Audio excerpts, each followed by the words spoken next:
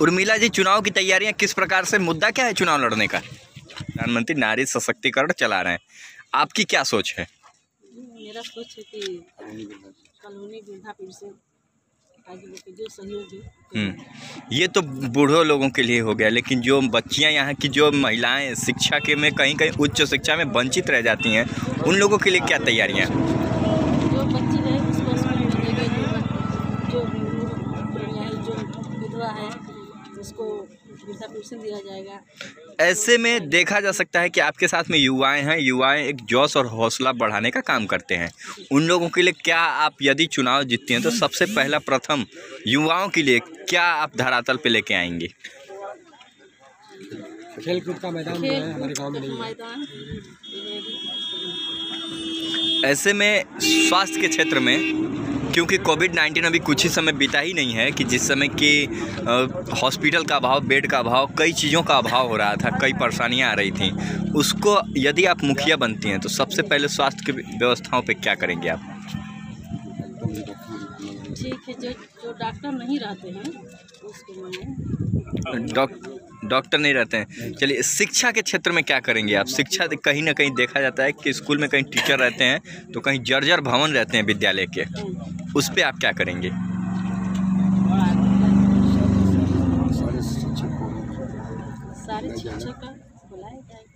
सारे शिक्षकों को बुलाया जाएगा। चलिए, ऐसे में ये बताइए कि जनता से क्या अपील करेंगे, क्योंकि आप एक महिला प्रत्याशी हैं और महिलाओं के लिए सबसे प्रथम क्या सोच रखी हैं आप?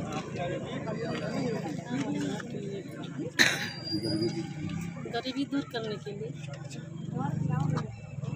मतदाताओं से क्या अपील करेंगे अब आप?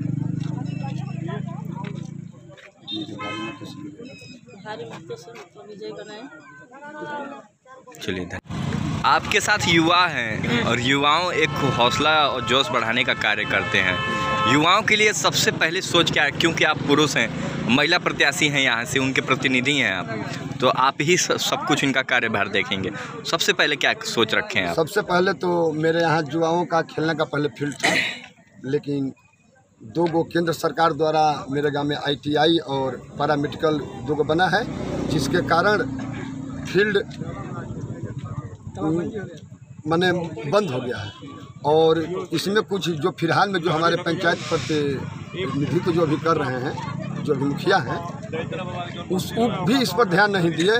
तो सबसे पहले मैं युवाओं का खेल मैदान का व्यवस्था करूँगा और उन लोगों को खेलने कूदने का जो भी व्यवस्था होगा, जैसे क्रिकेट हो, वॉलीबॉल हो, जो भी हैं सारे व्यवस्था रहेगा। क्योंकि पहला बात तो जान लीजिए कि मेरी पत्नी चुनाव नहीं लड़ रही थी, लेकिन हमारे पंचायत के जितने भी गांव हैं उस गांव से बहुत अधिकांश लोगों का समर्थन मिला कि नहीं मुखिया जी, आपका 2001 से 2006 का कार्यकाल बहुत अच्छा रहा और आइए, आपके बिना विरोध या भ्रष्टाचार नहीं मिट सकता है। तो मैंने तो अपने पत्नी को जनता के मांग पर इस मैदान में उतारा हूँ। स्वास्थ्य के क्षेत्र में, क्योंकि कोविड-19 का दौरान बहुत देखा गया हॉस्पिटल का कहीं तो बेड का अभाव, कहीं बहुत परेशानियां झेलने को मिली हैं, उसमें आप किस तरह से मुखिया बनते हैं तो सबसे पहला कार्य क्या होगा? देखो, तो बात जान जाइए कि अभी हम लोग का जो लॉकडाउन लगा था, हम लोग ने गांव के छोटे बड़ सभी समाज को मिलकर यहाँ पर 1.5 से 2 महीना तक लॉकडाउन में अपने स्टैंड पर व्यवस्था कराया भोजन का। जितने भी बाहरी मजदूर आते थे सबको खिलाने पिलाने का काम हम लोग करते थे। और जब जनता चुन कर प्रतिनिधि बना देगी तो उस पर तो और विशेष ध्यान दिया जाएगा। जैसे हमारे यहाँ हॉस्पिटल का बिल्डिंग नहीं, डॉक्टर भी मौजूद है लेकिन डॉक्टर रहते नहीं हैं, तो सबसे तो पहले मैं हॉस्पिटल का बिल्डिंग बनवाने का काम करूँगा और उसमें जो डॉक्टर नहीं आते हैं उनको हर एक रोज़ मैंने उनको बैठाने का काम करूँगा। मुखिया जी, जिस तरह से देखा जाए, यदि चुनाव की तैयारी में हैं आप, महिलाओं की सोच को लेकर महिलाओं के लिए क्या कहना चाहेंगे, क्योंकि महिला प्रत्याशी हैं यहाँ से, और महिलाएं कहीं ना कहीं मतदाता जो होते हैं, जो भी मतदाता होते हैं, जो भी महिला मतदाता होती हैं, सबसे पहले देखते हैं कि वो हमारे लिए क्या करेंगे, तो आप उन लोगों के लिए क्या करेंगे? सबसे तो पहला जो महिलाएं जो सबसे गरीब घर के हैं उनको मैं वृद्धा पेंशन दिलवाने का काम करूँगा, उनको कॉलोनी दिलवाने का काम करूँगा, और जो बच्चियाँ स्कूल नहीं जा रही हैं। अभी तो बहुत कम है, 2-4%, 5% अभी गांव के बच्चे बच्चियां हैं जो स्कूल नहीं जाती है। उन लोगों को भी स्कूल भिजवाने का काम करूंगा।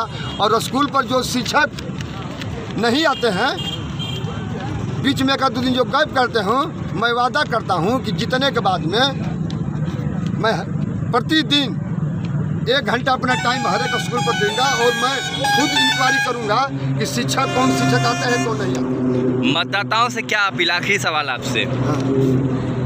मैं मतदाताओं से हाथ जोड़कर विनती करता हूं और अपील करता हूं, निवेदन करता हूं कि आप लोग मेरी पत्नी श्रीमती उर्मिला देवी, जिनका चुनाव चिन्ह टेम्पू था, पर आप लोग मोहर लगाइए और भारी से भारी मतों से विजय करें। और मैं एक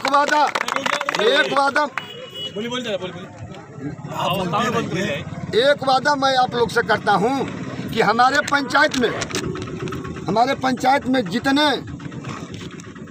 जो सबसे निचले स्तर के जो हैं, क्वेश्चन करो एक कार्य, जो सबसे गरीब जो बेटियां हैं, जो सबसे गरीब बेटियां हैं, जिनके घर में जो सबसे गरीब लोग हैं, उनकी बेटियों के शादी में मैं 21,000 रुपया का सहायता करूंगा। वो अपना शादी किसी मंदिर में करे या कोई धर्मशाला में करे, चाहे गंगा के तट। मुखिया जी, अभी आपके पंचायत में लोग का शिकायत भी आ रहा है कि शौचालय में 2-2 हज़ार रुपये का घूस लिया गया। हाँ।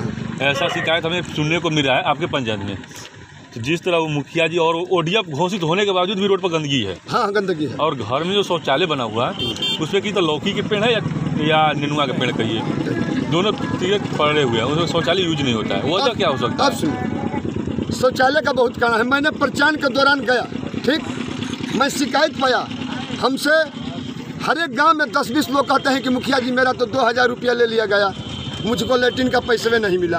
अब आप ये बताइए कि जिस एक गरीब भाई को 12,000 रुपया लैट्रिन के लिए सरकार अनुदान देती है, उसमें अगर 2,000 रुपया मुखिया ही ले लेंगे, 5,000 रुपया मुखिया ही ले लेंगे, तो बताइए वो मेरा गरीब भाई वो कहाँ से लैट्रिन बना पाएगा? मुखिया जी, और सुनिए, जो घूस ली जाती है उस घूस के लिए उसमें कुछ काम अधूरा रह जाती है, जिसमें कि उस दीवार पर नेनुआ और लौका चढ़कर फटता है। मुखिया जी, अभी आपके पंचायत में लॉकडाउन जो अभी लगा हुआ था वो फिलहाल कुछ ही दिन हुआ है, खत्म हुआ है। अभी उस दौरान चल भी रहा है, कहीं कहीं मास्क और ये सब योजनाएं चल रही है। इस दौरान पलायन किए हुए मजदूर आए हुए थे गाँव में, नरेगा का काम दिया जा रहा था। आपके पंचायत में कितने लोगों को कितने प्रतिशत नरेगा काम किया गया और कितना क्या क्या नरेगा काम में किया गया प्रवासी मजदूर के द्वारा? भैया हमको तो पता ही नहीं। हमसे तो लोग कहते हैं कि मुखिया जी हमारा खतरा में रुपया आ गई बाटे 3200, तो मुखिया जी कहता ना कि 3,000 निकाल के हमके दे दो और 2,200 रुपया अपना खतरा में रख ला। तो भैया हो, लेबर मनरेगा का तो ये हाल है कि लेबर काम करता है सिवान में कुछ और पैसा आता है जो काम नहीं करते हैं उनके खाते में। अगर मैं जीतूंगा तो सारे भ्रष्टाचार को बंद करके जो हमारा लेबर इस नहर में जो खोदाई करेगा उसी के ही खाता में पैसा है। मुखिया जब ये बोल रहे हैं 2006 तक में मुखिया रखा। हाँ। 2006 से लेकर 20 का बहुत लंबा दूरी है, 15 साल की दूरी आ गई। हाँ। इस दौरान आपके पंचायत में जिस तरह की विकास की योजनाएं की गई, आप खुद धरातल पर देख रहे हैं। यहाँ पे हम तो कभी कभार आने वाले हैं, लेकिन आप तो इस गाँव के और पंचायत के हैं। इस दौरान आपको क्या क्या उसमें कमियाँ लगी और किस किस चीज़ को आप आगे बढ़ाने का कार्य करेंगे मुखिया जी बनने के बाद? देखिए, कमी तो मनरेगा में भी बहुत हुआ। ये जो आपको नल जल योजना है, देखा जाए तो युवाओं के लिए क्या सोच रखे हैं? युवाओं के लिए पहली सोच है कि शिक्षा बढ़िया होना चाहिए, उस स्तर पर कोई किसी के वर्ग लाने में न रहे। शिक्षित आदमी होगा तो उसका अपना विकास होगा, दूसरे कहने पे रह जाएगा। इसका मतलब हमारे समझ से शिक्षा फर्स्ट प्राथमिकता होनी चाहिए। जिस तरह से देखा जाए क्षेत्र का विकास, और वैसे भी जिस जगह पे हम लोग आए हैं बड़ूपर में, वहाँ पे मुखिया पद के लिए कई प्रत्याशी हैं, लेकिन आप भी हैं। क्या सोच लेकर आप चुनाव में आए? वही समाज का विकास, इस तरह से विकास हो और जैसे उनका विकास हो, शिक्षा। ऐसा मुखिया जब ऐसे देखने में क्या लग रहा है, जो विकास रुकी हुई हो और विकास हो बोल रहे हैं, ऐसा क्या विकास रुकी हुई है वो चीज़ मुझे बताएं एक बार।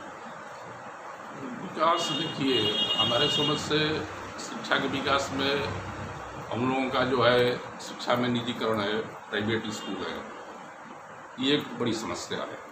जिसके पास पैसा नहीं होगा वो प्राइवेट स्कूल में नहीं जाएगा। और सरकारी शिक्षा का जो स्टैंडर्ड है वो बहुत अच्छा नहीं है। मुखिया जी जिस तो अस्पताल है या कोई भी क्षेत्र हो, किसी भी क्षेत्र में हम चाहेंगे कि आपकी सहायता करें, परिवार के, आपके समाज पंचायत के हर परिवार के हर लोगों की सहायता करें। अपने लिए मतदाताओं से क्या कहना चाहेंगे आप?